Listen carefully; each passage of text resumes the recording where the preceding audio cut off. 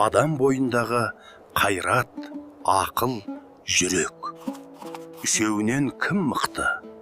Мен біліммен, парасатпен жетекшімін. Мен күшіммен, батырлығыммен бәрінен үстінмін. Мен мейіріммен, адамшылықпен өмірге жан берем. Адам тек менімен іс қылады. Мен болмасам ештеңе тынбайды. Бірақ мен болмасам, сен қате жолға түсіп, зұлым боласың. Екеуің де керексіңдер. Бірақ адамды адам ететін менің мейірімім. Үшеуің де өзіңше мықтысыңдар. Бірақ адам болу үшін бірлік керек. Ақыл жол көрсетсін, қайрат қорғап жүрсін, жүрек басқарсын. Мен әділетті, рақымды, арлы жолды ғана қалаймын. Саған сенім білдіремін. Бірлік болса, адам шын кәміл бола алады. Ақыл жол, жүрек нүр, қайрат құрал.